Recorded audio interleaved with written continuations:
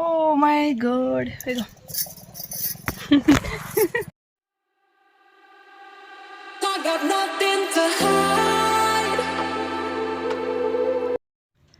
Hi everyone, welcome back to my channel.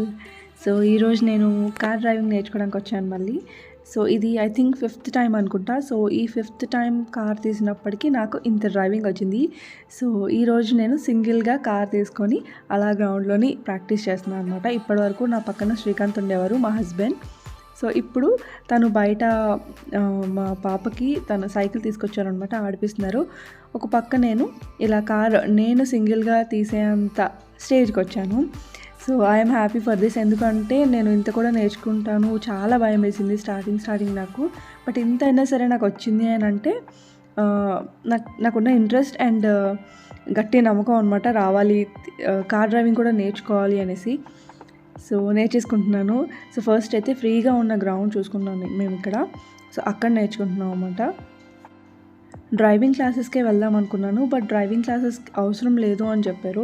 So మా car ఉంది కాబట్టి ఇంట్లోనే నేర్చుకున్నాను స్లోగా. ఇదే గ్రౌండ్లోని ఫస్ట్ నుంచి డ్రైవ్ చేస్తున్నాను. సో 5th టైం ఇది. సో 5th టైంకి సింగిల్గా డ్రైవ్ చేసేంత డేరింగ్ వచ్చింది. సో కొంచెం అలా ఒక 1 అవర్ ప్రాక్టీస్ చేద్దామని ఈరోజు వచ్చామన్నమాట.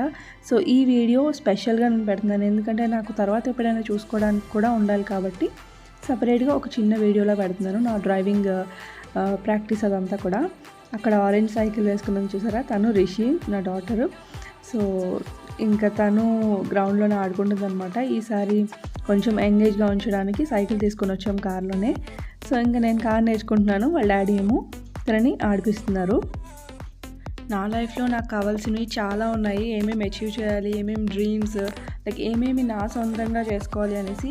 అంటే కారు ఇదంతా పక్కన పెడితే నార్మల్గా నాకు పర్సనల్గా సెల్ఫ్ సాటిస్ఫాక్షన్ అనేది కూడా ఉండాలి. కాబట్టి నేను ఎంత వరకు హార్డ్ వర్క్ చేయగలను, నా ఫ్యామిలీకి హెల్ప్ చేయగలను అనేది నేను ఎప్పుడూ ఆలోచిస్తూనే ఉంటాను.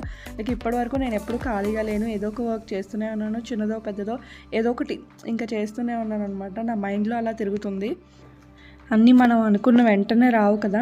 సో కొంత హార్డ్ వర్క్ ఉండాలి. అండ్ మామూలుగా ఫ్యామిలీ, మా హస్బెండ్ అదంతా పక్కన పెడితే నాకు సెల్ఫ్ సాటిస్ఫాక్షన్ అనేది కూడా ఉండాలి. కాబట్టి అన్నిట్లో నేను లైక్ అన్నీ తెలిసి ఉండాలి, ఎమర్జెన్సీ సిచ్యువేషన్స్లో నాకు అన్నీ వచ్చి ఉండాలి, అండ్ నా వరకు నేను ఎంతో కొంత ఎర్న్ చేయాలి అనేది ఎప్పుడూ ఉంటుంది నా మైండ్లోని.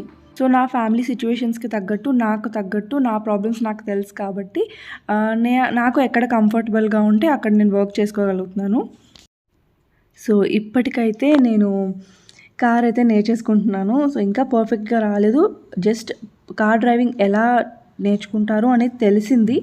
పర్ఫెక్ట్గా నేర్చుకుంటేనే మనకు వచ్చినట్టు, అండ్ తర్వాత కూడా మిస్టేక్స్ చేయకుండా ఉండాలి. సో అంతవరకు కంప్లీట్గా వచ్చిన తర్వాత నేను డ్రైవింగ్ లెసన్స్ తీసుకొని దెన్ రోడ్ మీద డ్రైవ్ చేయాలంతే. అప్పటి వరకు ఎన్ని రోజులు పట్టినా పర్లేదు, నేను మెల్లిమెల్లిగా నేర్చుకొని దెన్ సేఫ్గా డ్రైవ్ చేయాలి అనుకుంటున్నాను. అండ్ అందరం కలిసి బయటకు వెళ్ళినప్పుడు లాంగ్ జర్నీస్ కానీ అలా అప్పుడు కూడా షేర్ చేసుకోవచ్చు డ్రైవింగ్. ఎనీ ఎమర్జెన్సీ సిచ్యువేషన్స్లో కూడా మనకి వచ్చి ఉంటే మంచిది డ్రైవింగ్ అనేది. అండ్ అలానే ఒక న్యూ స్కిల్ యాడ్ అవ్వడం వల్ల తప్పేం లేదు కదా.